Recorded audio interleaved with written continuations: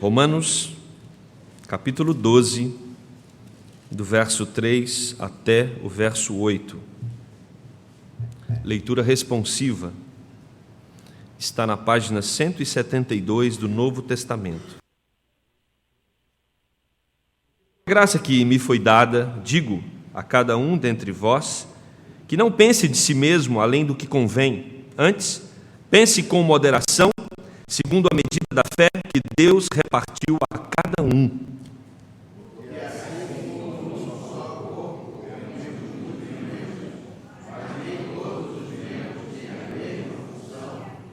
Assim também nós, conquanto muitos, somos um só corpo em Cristo e membros uns dos outros.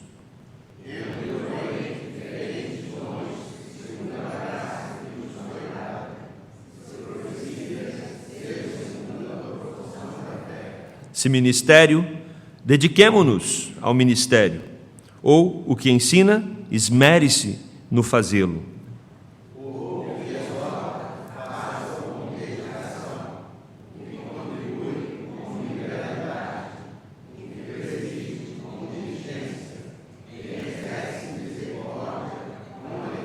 Amém. Oremos.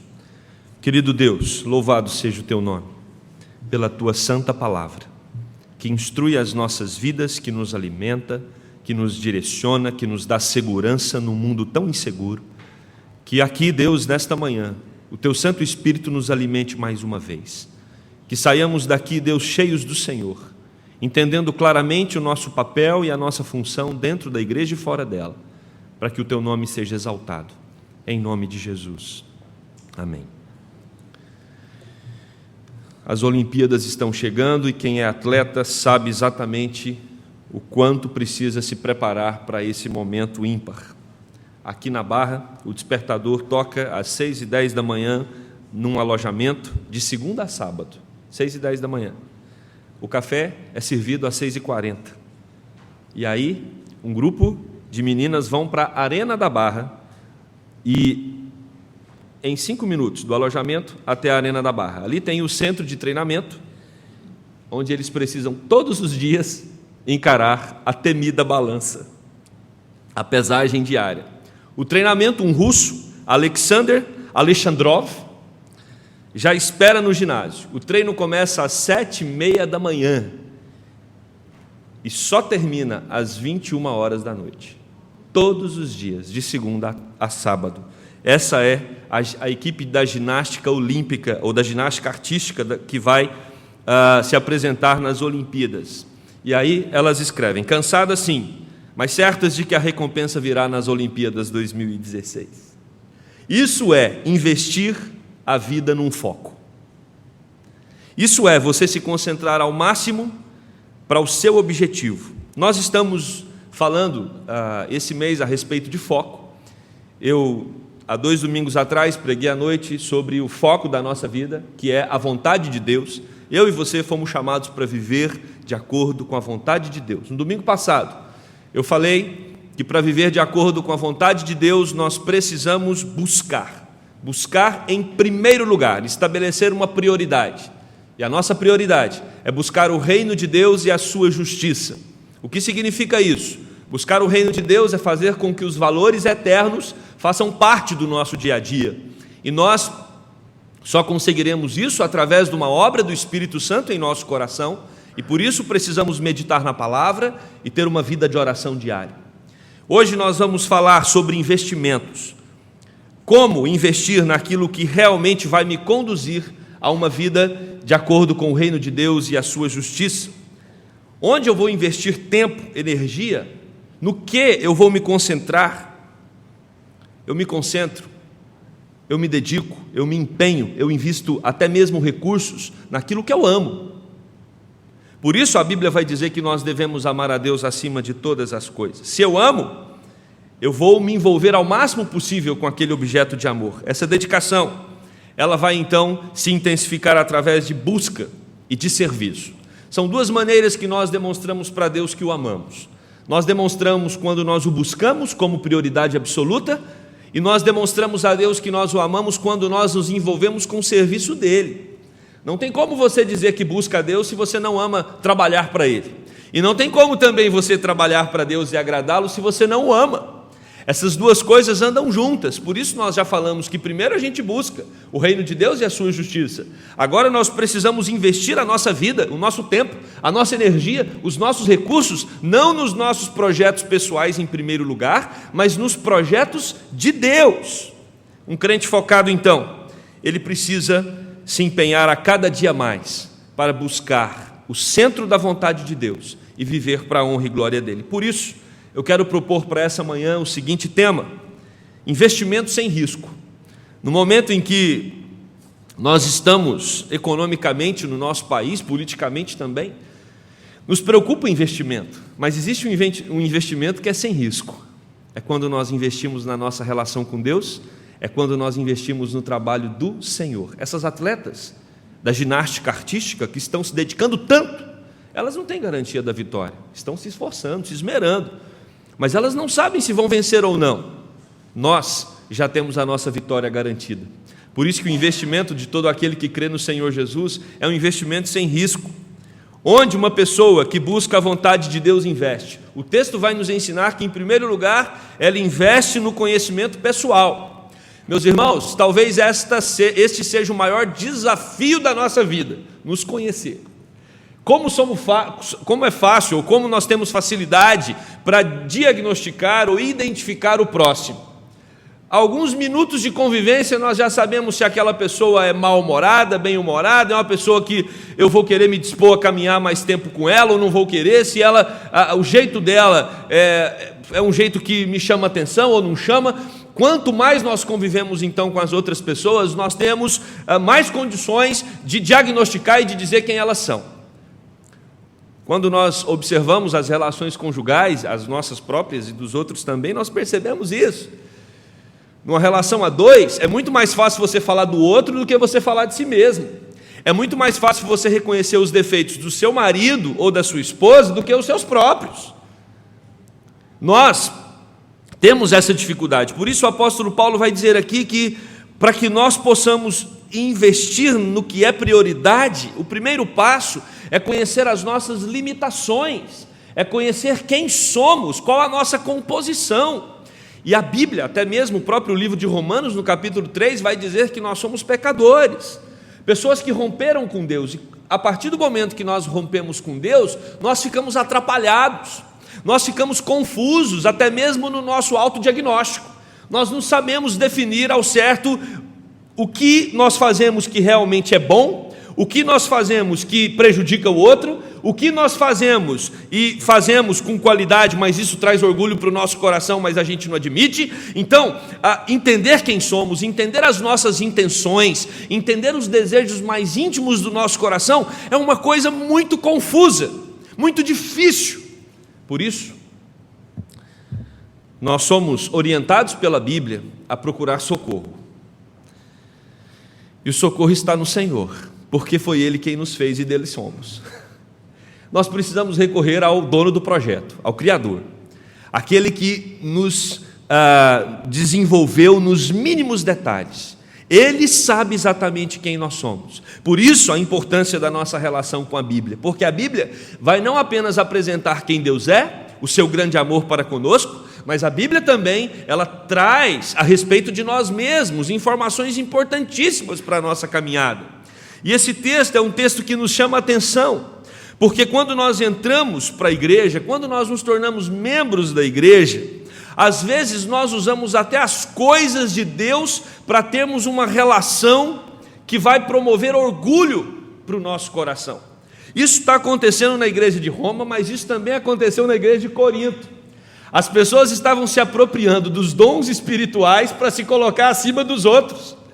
As pessoas estavam se apropriando de dons que o Espírito deu para dizer que elas eram melhores do que as outras.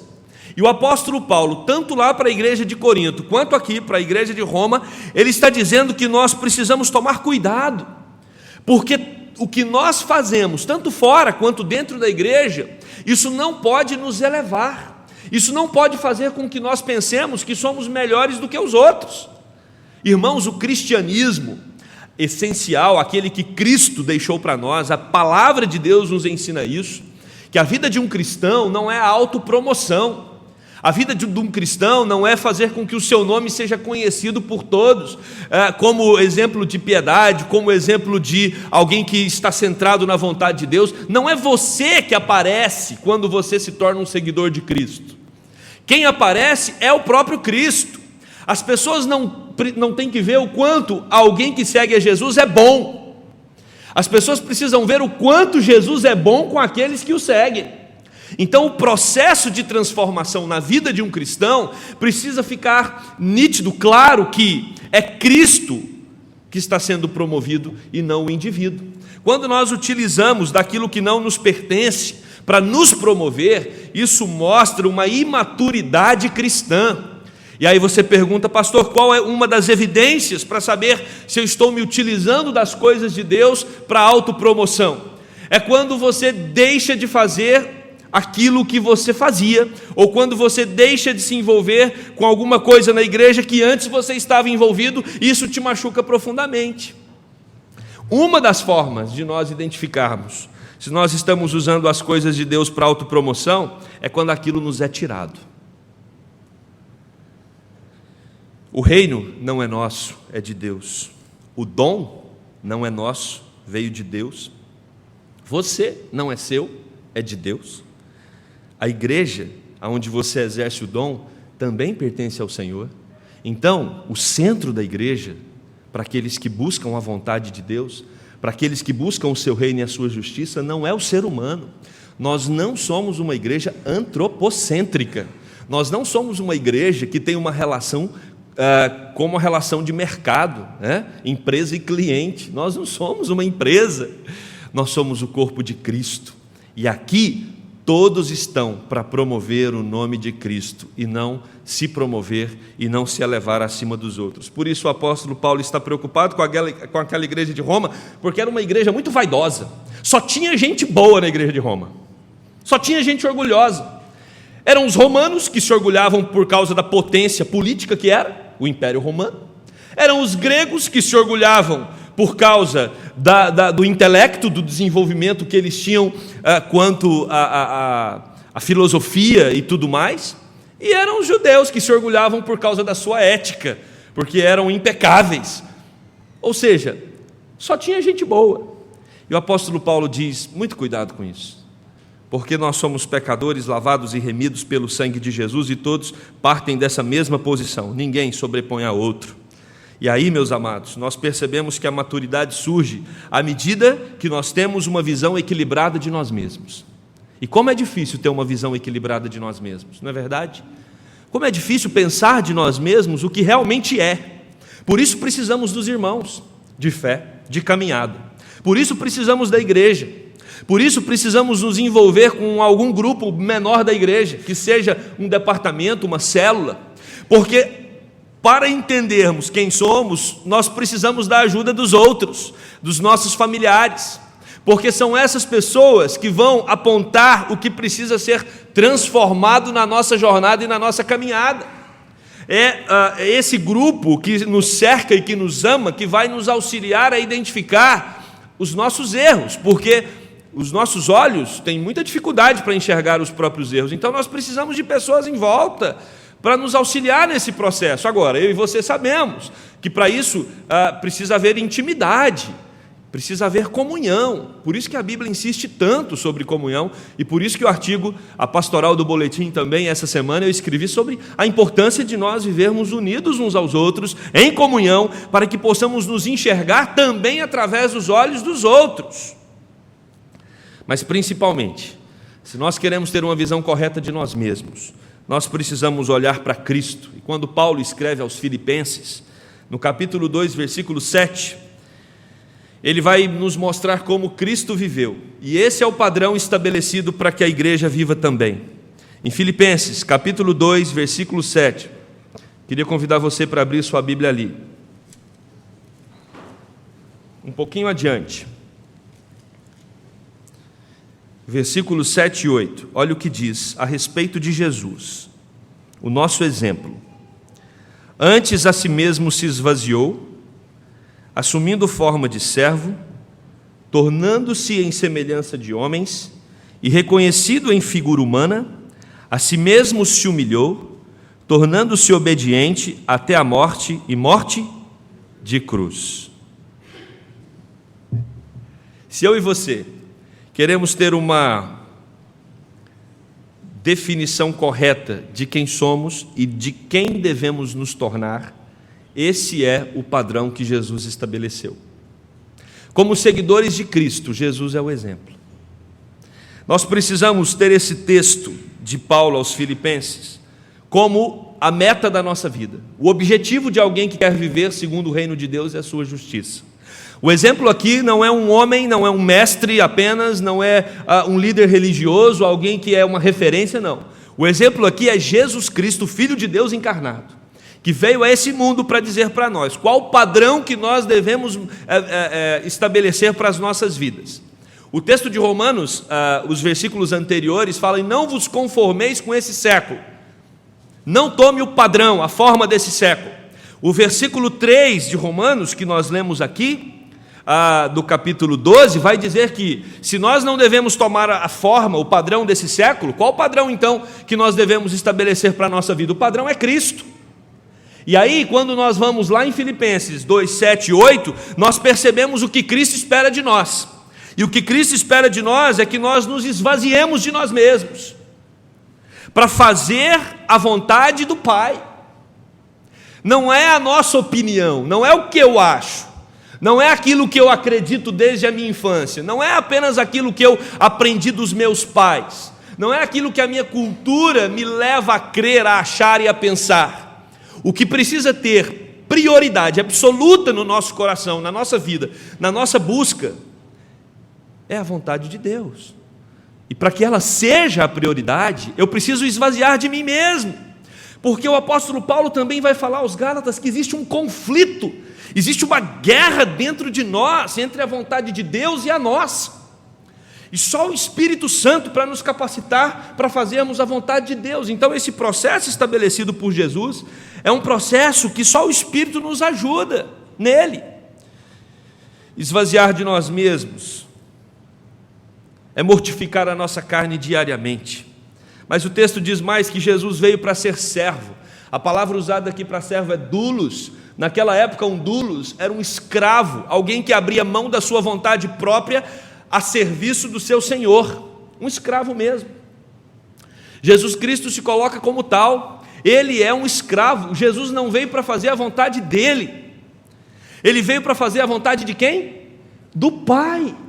Quando ele está num momento de tensão, de crise, um momento de muita dificuldade no Getsêmani, ele pede ao Pai: se for possível, afasta de mim esse cálice, mas seja feita a tua vontade. Quando Jesus nos ensina a orar, seja feita a tua vontade, então nós temos um Jesus focado na vontade do Pai, e por isso ele entende que a vontade do Pai é que ele sirva aos outros, e ele serve aos outros não apenas alimentando com pão multiplicado por meio de um milagre, ele serve as pessoas não apenas curando os enfermos, ressuscitando os mortos, fazendo com que o mar se aquiete e os ventos também. Jesus serve ao homem quando ele é pendurado numa cruz, derrama o seu sangue para mostrar o quanto ele nos ama. Ele nos serviu, e não somente nos serviu estendendo a mão para nós, mas ele nos serviu entregando a sua própria vida. Esse é o padrão. Esse é o padrão. Jesus, ele se humanizou, ele era Deus e se tornou Deus homem, agora ele é homem. O texto diz isso, nascido de mulher. Ele se humilhou, ele obedeceu, ele resignou a sua própria vida, cedeu-se voluntariamente.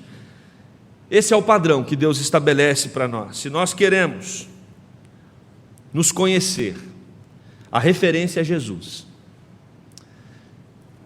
Jesus é o nosso paradigma, o nosso padrão.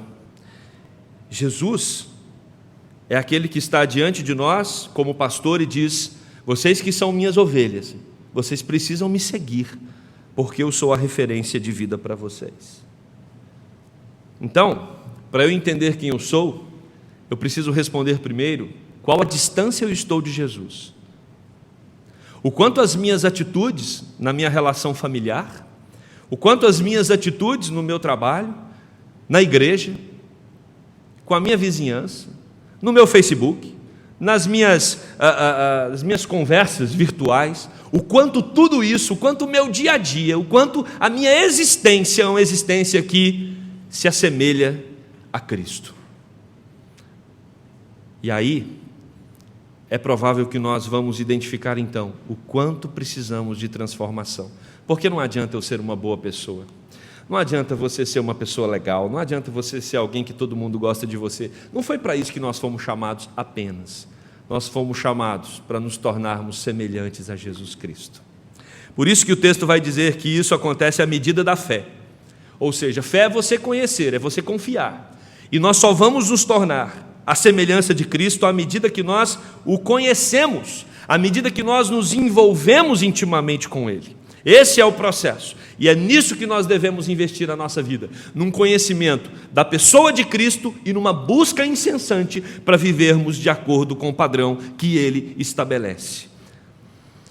Onde uma pessoa que busca a vontade de Deus investe, além dela investir no seu conhecimento pessoal e na busca por se tornar semelhante a Cristo, ela também investe na descoberta do seu dom.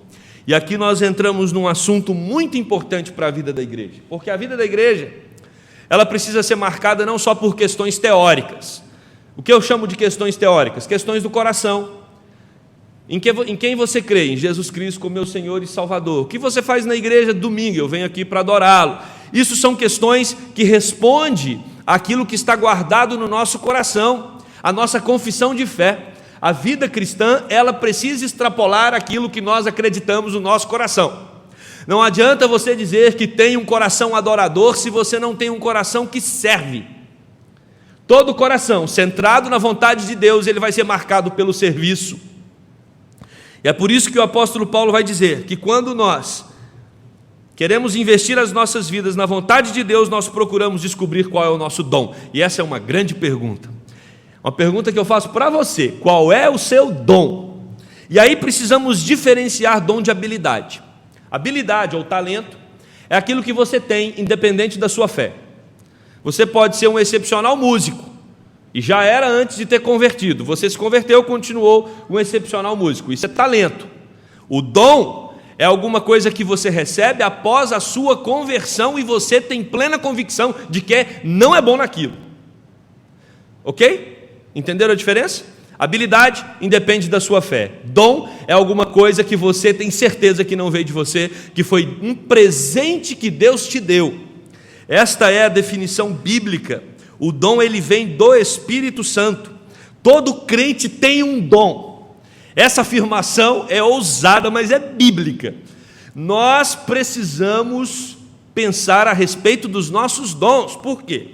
Porque certamente todos vocês aqui que estão sentados nesses bancos confortáveis, que um dia professaram Jesus como Senhor e Salvador, o Espírito Santo passou a habitar em vossos corações, o Espírito Santo de Deus revelou ou está para revelar qual é o seu dom. E você tem convicção clara, porque antes você não tinha e agora você tem. Mas às vezes alguns crentes, alguns seguidores de Cristo ficam angustiados, porque não sabem ao certo qual é o seu dom, e nunca experimentaram esse dom que o leva a servir. Por isso, irmãos, a importância desse texto hoje pela manhã. O dom, ele precisa ser exercido, sabe por quê? Porque quando você não o exerce, o corpo todo sente. É como, nos dois textos, Paulo vai usar essa figura, tanto em Corinto quanto aqui em Roma, na Epístola aos Romanos. É como o corpo humano. Se todos os membros, os órgãos estão em pleno funcionamento, maravilha, você está saudável. Mas se alguma parte do seu corpo está reclamando ou não está na sua potência máxima, você vai sentir isso. Então, a igreja não funciona de maneira diferente. A igreja, ela funciona dessa forma. Nós somos o corpo de Cristo. Se algumas pessoas dentro da igreja não estão exercendo os seus dons, isso faz com que a igreja não ande na velocidade que ela é capaz. Isso faz com que a igreja não experimente o serviço que ela tem potencial para experimentar. E às vezes, o que é pior, sobrecarrega o outro. Eu me lembro quando, parece que não, mas eu já fui um atleta. E por causa, que é Alves, por causa da minha vida de atleta, eu estourei o meu menisco. E aí tive que fazer uma cirurgia, ok.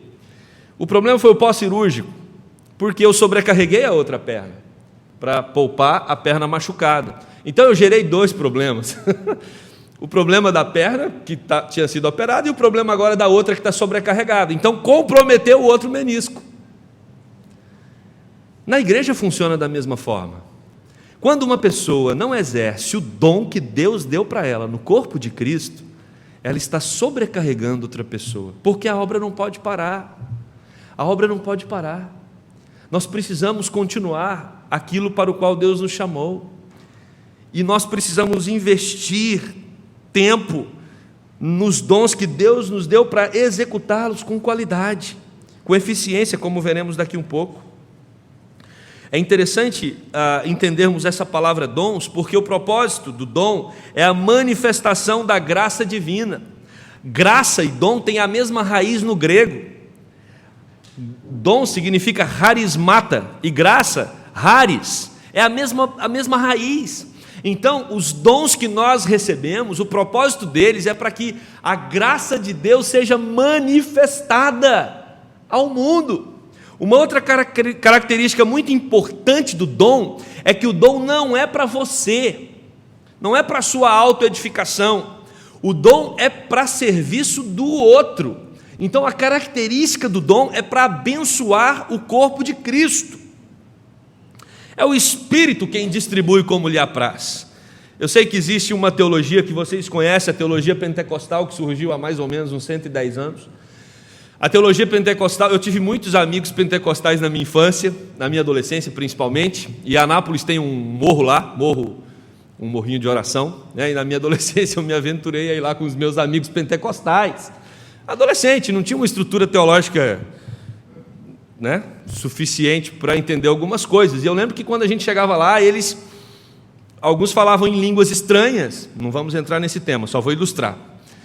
E falavam, e a gente fazia um círculo para orar, e eles começavam a falar em línguas estranhas, e eu tentava, irmãos, e não ia. Cada vez que nós terminávamos aquele encontro, era uma grande frustração, porque eles diziam: e aí, presbiteriano, não falou? Eu não falei. Você tem que pedir mais, você tem que ser mais ousado. Eu me senti um nada. Por quê? Porque aí depois, quando você vai estudar a estrutura da teologia, é exatamente assim que eles pensam. Se você fala em outras línguas, ou línguas estranhas, como eles dizem, você está num degrau acima. Se você não fala, é porque você não foi batizado com o Espírito. Lamento. O que Paulo está dizendo é exatamente contra esse sentimento e essa atitude dentro da igreja. O dom não tem que te colocar acima dos outros. Qualquer dom. Não existe dom que faz você ser melhor que o outro. Por quê, meus amados? Porque a essência do dom é servir. A essência do dom não é promover o indivíduo, é servir o outro. E aí nós entendemos claramente que o dom, então, não pode gerar nem complexo de inferioridade e nem complexo de superioridade.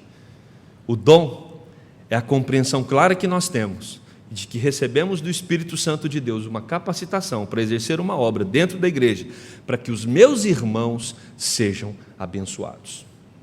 E todos têm um dom. Paulo cita 7 aqui nesse texto.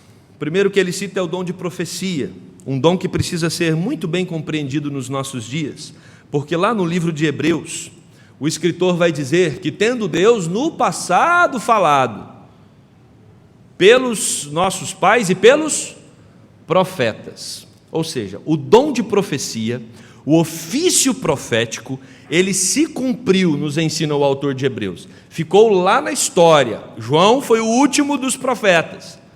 Tendo Deus no passado falado por meio dos profetas e dos nossos pais, hoje nos fala por meio de quem? Por meio de Jesus. Então a vinda de Jesus dispensa por completo o ofício de um profeta, porque a função do profeta, dentre outras no Antigo Testamento, era apontar para a vinda do Messias. Uma vez que o Messias veio, essa figura profética, que recebe o nome de Nabi, no hebraico, aquele que era chamado, nomeado para falar em prol ou no nome de Yahvé, ele cumpriu a sua tarefa. Mas tem outro termo usado no Antigo Testamento para profeta, que é Rosé, que significa vidente, aquela pessoa que tem a capacidade de prever eventos futuros. Essa pessoa também cumpriu o seu papel, esse ofício, no Antigo Testamento, quando você tem os profetas apontando o que iria acontecer no futuro com Israel. Ok. Quando nós pegamos os comentaristas, João Calvino, Augustus Nicodemos, Hendrickson, todos eles concordam que o profeta que se refere aqui nesse texto são aqueles que falam alguma coisa referente ao reino de Deus e que não contraria com as Sagradas Escrituras. Meus irmãos, o profeta é aquele que diz a respeito da própria palavra de Deus, é aquele que exorta, é aquele que corrige, é aquele que consola, mas toda a estrutura do seu convencimento para com o outro, ela está na palavra de Deus. Então o profeta ele não pode ter uma mensagem diferente daquela que a Bíblia tem. E aí, muito cuidado, porque eu sei que eu e você nos deparamos em algum momento com pessoas querendo prever os nossos futuros. Muito cuidado com essas pessoas. Quando eu digo cuidado, simplesmente fique alerta. Porque o Antigo Testamento tratava o profeta com muita seriedade. Aliás, se você for ler lá os profetas do Antigo Testamento, nenhum deles queriam ser. Eles tentaram correr dessa função de qualquer jeito, porque ele era o rejeitado.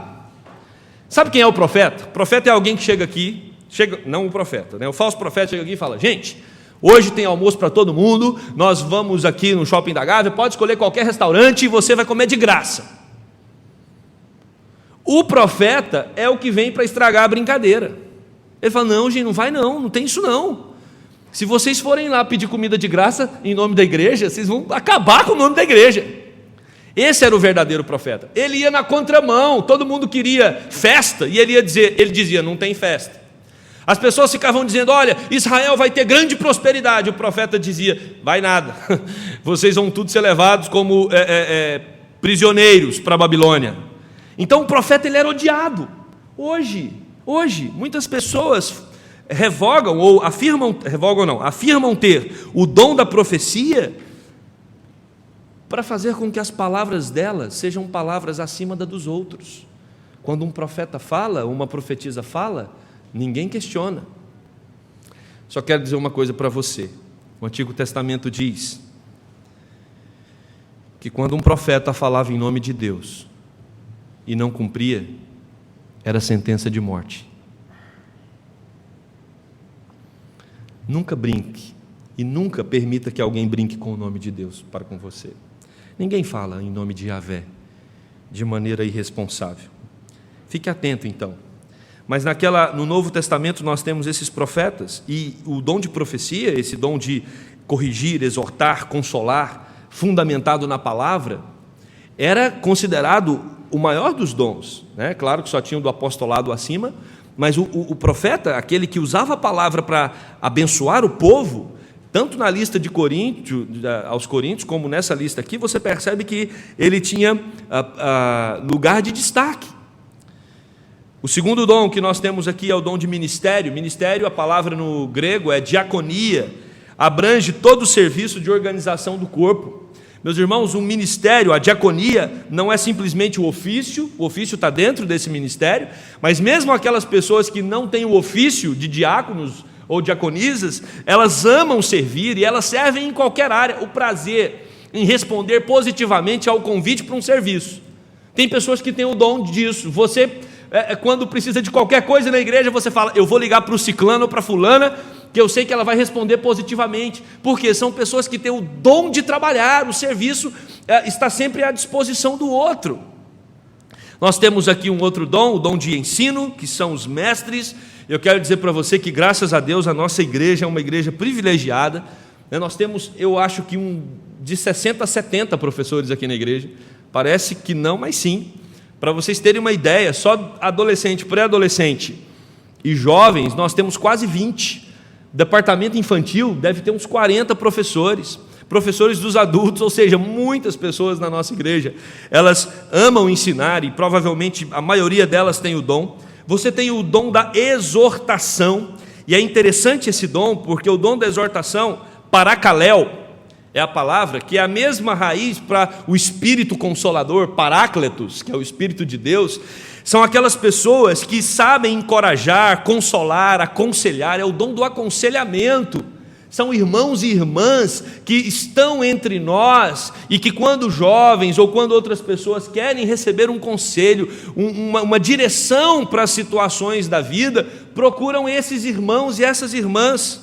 Você tem o dom da contribuição, que não se trata do dízimo, o dízimo é uma responsabilidade de todos, mas são aquelas pessoas que têm prazer em usar os seus recursos para abençoar outras pessoas, com generosidade, sem reclamação. Você tem o dom da presidência, o dom de presidir, de liderar, que é estar à frente, tanto no cuidado quanto no socorro das outras pessoas. Você tem o dom da misericórdia. Esse é um dom especial que nós precisamos identificar, encontrar as pessoas da igreja que têm esse dom. São aqueles que servem com alegria, são aqueles que estão sempre dispostos a auxiliar o outro, com uma ternura incomparável. O dom de misericórdia são aquelas pessoas na igreja acolhedoras, atentas àqueles que sofrem e dispostas a ir atrás e ajudá-las no que for preciso. Dom de misericórdia. Existem outros dons que não estão nessa lista. O apóstolo Paulo, lá em Coríntios, vai citar alguns mais, e é claro que essa lista ela não é restritiva. Não, então eu tenho que ter um desses. Não, você pode ter outros. Essa lista ela é ilustrativa. Nós temos outros dons para serem usados na igreja. Meus amados, descubra qual é o seu dom. Descubra. Porque se você não está o exercendo, tem alguém exercendo no seu lugar. Porque a igreja não pode parar. Descubra para que Deus te chamou. Venha à liderança da igreja, exponha, pastor, presbítero, eu tenho esse dom, eu quero trabalhar, eu quero me envolver na igreja. Olha, das melhores maneiras de nós envolvermos no trabalho da igreja é através das células. Por quê? Porque às vezes você pega um departamento da igreja, você tem a diretoria, tem ali os departamentos internos a esse departamento e pronto. Mas numa célula, se você tem 10 pessoas, você tem a pessoa que hospeda, você tem a pessoa que dá o estudo do dia, você tem a pessoa que dirige o louvor, você tem a pessoa que leva o lanche, você tem a pessoa que dá a carona, você tem a pessoa que ora com você. Olha quantas pessoas trabalhando numa célula. Nós precisamos nos envolver, meus amados, com os ministérios da igreja, porque, sem dúvida nenhuma, uma igreja que busca a vontade de Deus, o seu reino e a sua justiça, ela investe no trabalho, no serviço. Mas ela não investe de qualquer forma. Por isso, o último ponto nós precisamos investir na qualificação do nosso dom. Não é porque você tem um dom que você vai exercê-lo de qualquer forma. O seu dom precisa ser exercitado. Você precisa treinar para exercê-lo com o máximo de qualidade possível. Por isso o apóstolo Paulo vai usar aqui nesse texto expressões como: você precisa se esmerar naquilo que você está fazendo, você precisa se aperfeiçoar naquilo que Deus te chamou para fazer, você precisa desempenhar com o máximo de qualidade possível o seu dom. Não é porque você tem um dom de mestre que você vai dar uma aula de qualquer jeito. Pelo contrário, quando você tem o dom, você vai preparar o máximo possível, porque você sabe que foi o Espírito Santo de Deus que te capacitou para aquilo. E nós precisamos olhar para o ensinamento do nosso Senhor Jesus Cristo, na parábola dos talentos, quando ele diz a respeito de um senhor que ia viajar, pegou 5 talentos, deu para um empregado, pegou 2, deu para outro, pegou 1 talento e deu para um, viajou. Aquele que tinha recebido 5 talentos, enquanto o chefe, o patrão viajava, ele fez virar 10. Aquele que tinha recebido 2 fez virar 4.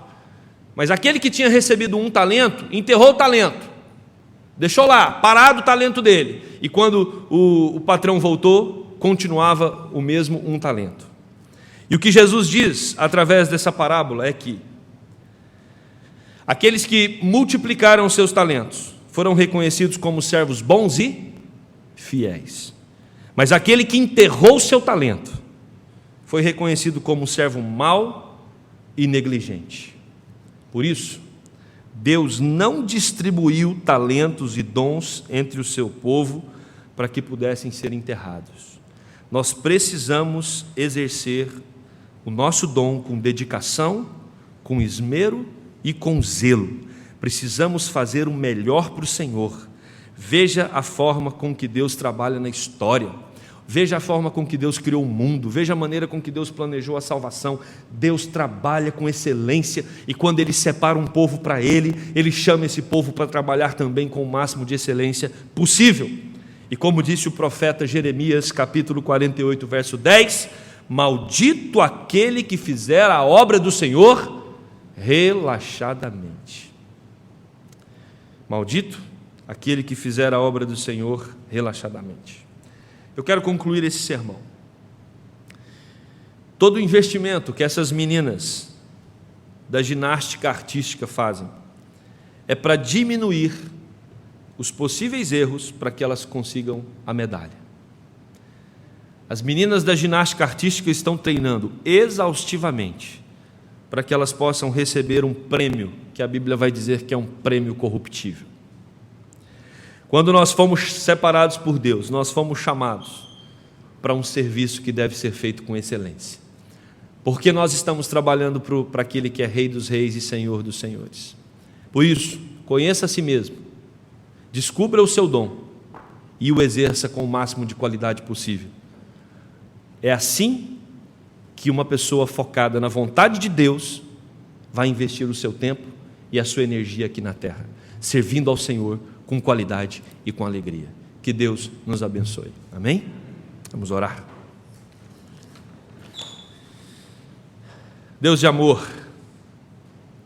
obrigado pela Tua palavra, que nos convida para a busca incessante ao Senhor, nos convida para centralizarmos a nossa vida na Tua vontade, priorizando o reino de Deus, Teu reino, a Tua justiça, mas também nos convoca para uma vida de serviço, serviço com excelência. Aqui estamos, Senhor, nos dispondo como homens, como mulheres, como crianças, adolescentes, jovens e adultos, para o Teu serviço.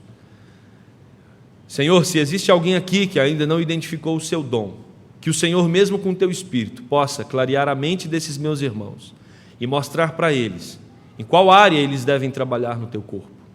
Aqueles que já descobriram o dom, Deus, que o Senhor os capacite para que façam com o máximo de excelência possível, porque aqui estamos nós, seguindo o exemplo de Jesus Cristo, nosso Senhor e Salvador, que se esvaziou, que veio para servir aos outros, que veio para morrer numa cruz, de um modo resignado, para louvar e bendizer o Teu nome e para cumprir a Tua vontade. Que nós, como Seus seguidores, possamos também cumprir a Tua vontade, vivendo uma vida de serviço com excelência, para a Tua honra e Tua glória, no nome de Jesus. Amém.